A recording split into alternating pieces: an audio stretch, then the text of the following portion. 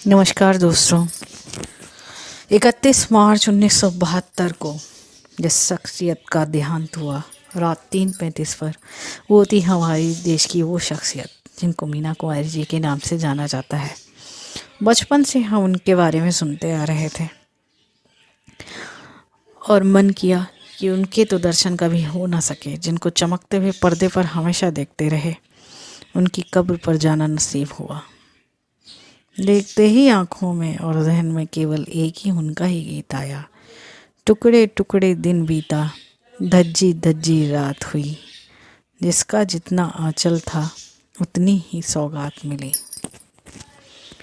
मीना जी वो शख्सियत थी जिनको ऊपर वाले ने बहुत बड़ा नाम, शोहरत और तन्हाई एक साथ ज़िंदगी में तोहफे के रूप में दी। अगर उनकी शायरी की बात की जाए तो दर्द का ऐसा जज्बा उन्होंने लिख डाला था जिसको आज तक दुनिया ना भूल पाई है। पर्दे पर अदाकारी की बात करें तो उनको कोई मात दे ही नहीं सकता था। दोस्तों, आपको यहाँ पर मैं एक बात बता दूँ, मीना कुमारी जी उर्फ मेहज़बीन बानो गुरुदेव रविंद्रनाथ टैगोर जी के ही ख़ानदान की लड़की थी। उनका बचपन काफ़ी मुफलिसी में बीता। पिता अली बख्श ने उनको मात्र 4 साल की ही उम्र में बड़े पर्दे के सामने, कैमरे के सामने खड़ा कर दिया। वो पढ़ना चाहती थी। घर पे पढ़ाई के लिए मौलाना भी आते थे, मगर उनकी पढ़ाई हो ना सकी। उनकी पहली फिल्म थी लेदर फेस। माता पिता झगड़ते रहते थे, पैसों का बड़ा अभाव था, इसलिए मीना बासी रोटियां, प्याज और हरी मिर्च खाया करती थी। कहा यह जाता है कि मेहज़बीन के पास जब पैसा, शोहरत और नाम आ गया था, तब भी उन्हें बासी रोटी ही अच्छी लगती थी और उन्होंने बासी रोटी ही खाया करती थी। कुछ पैसे तो मिलते थे और जिससे घर चलता था। अब तो घर वालों ने उन्हें पैसे की मशीन ही समझ लिया था। पत्थरों से मीना ने दोस्ती कर ली थी। घर के झगड़े बढ़ते जा रहे थे। इन्हीं झगड़ों में मीना बड़ी होने लगी और फिर उनकी पढ़ाई भी रुक गई। धीरे धीरे मीना जवान हो रही थी। 14 साल की ही उम्र में उनको पहली फिल्म मिली। धीरे धीरे उन्हें काम मिलने लगा और मीना जी ने एक सेकंड हैंड गाड़ी भी खरीद ली। गाड़ी में उन्होंने ड्राइविंग भी सीखी। उस समय महल रिलीज़ हुई थी और कमाल अमरोही उस समय के सबसे बड़े डायरेक्टर थे। मीना जी कमाल जी के साथ काम करना चाहती थी और ऊपर वाले ने उनकी मुलाकात कमाल जी से करा भी ली। अनारकली बना रहे थे कमाल जी, तो मीना जी को साइन किया, पर उसी दौरान मीना जी का एक्सीडेंट हो गया। उस समय कमाल जी ने उनका बेहद ध्यान रखा। वहीं से मीना जी की लाइफ में कमाल अमरोही जी की एंट्री हो गई। बैजू बावरा फिल्म उस ज़माने की बड़ी हिट थी। मीना जी उस फिल्म के लिए काम कर रही थी। धीरे धीरे वो बड़ी एक्ट्रेस बनती जा रही थी। मीना जी ने अपने पिता अली बख्श के अगेंस्ट में जाकर कमाल अमरोही साहब से शादी कर ली, लेकिन कुछ दिनों के लिए शादी को गोपनीय रखा गया। 5 अक्टूबर 1952 को बैजू बावरा जब रिलीज़ हुई तो मीना कुमारी जी के पीछे जनता पागल हो गई। 14 अगस्त 1953 को मीना जी कमाल जी के घर जाके रहने लगी। मीना को नई दुनिया तो मिल गई थी और वो काम करना छोड़ना चाहती थी, लेकिन उनको काम छोड़ना ना पड़ा। वो काम करती रहीं और 1955 आते आते मीना जी बहुत व्यस्त हो गए और उनका बहुत नाम हो गया। धीरे धीरे उनके काम की वजह से कमाल अमरोही और मीना जी के बीच में तनाव आ गया और धीरे धीरे फिल्मों की कहानी तो बढ़ती चली गई और असल ज़िंदगी की कहानी फ्लॉप होती चली गई। बड़े पर्दे की मीना एक से एक बढ़कर फिल्में दे रही थी। इन्हीं दिनों गुरुदत्त जी की फिल्म साहब बीवी और गुलाम का ऑफ़र उनके पास आया है।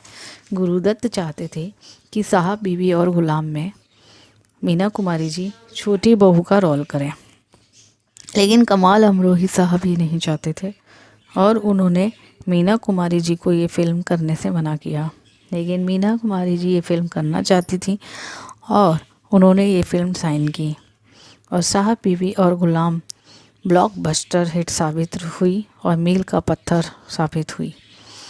मीना कुमारी जी को धीरे धीरे फिल्म फेयर अवार्ड खूब सारे मिल रहे थे, बार बार उनको फिल्म फेयर अवार्ड मिल रहे थे, लेकिन वो कमाल अमरोही से दूर जाती रही थी। कहीं ना कहीं मेंस ईगो बीच में आ गई थी और इसी दौरान मीना कुमारी जी को घुटन होने लगी और उन्होंने ब्रांडी का सहारा लिया और वो ब्रांडी इतनी हद तक पीने लगी कि कहीं ना कहीं उनकी सेहत पे असर दिखने लगा था।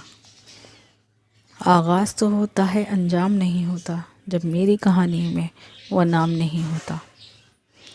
मीना कुमारी जी भले ही कमाल अमरोही जी से अलग रहने लगी, लेकिन वह कभी भी दिल से कमाल जी से अलग नहीं हुई।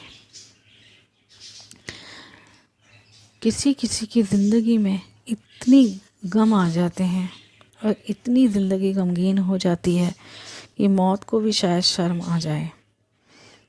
तभी मीना कुमारी जी ने लिखा, टुकड़े टुकड़े दिन बीता,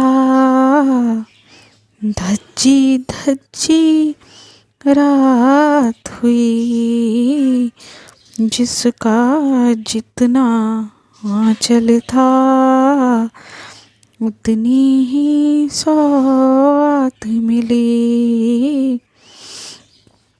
मीना कुमारी जी के अपनों ने ही उनको छल लिया और छल कपट से उनकी दौलत, उनकी जायदाद को अपने नाम कर लिया। कहा यह जाता है जब मीना जी अपने आखिरी सफ़र पे निकली थी तो उनके पास अपने इलाज के भी पैसे नहीं थे।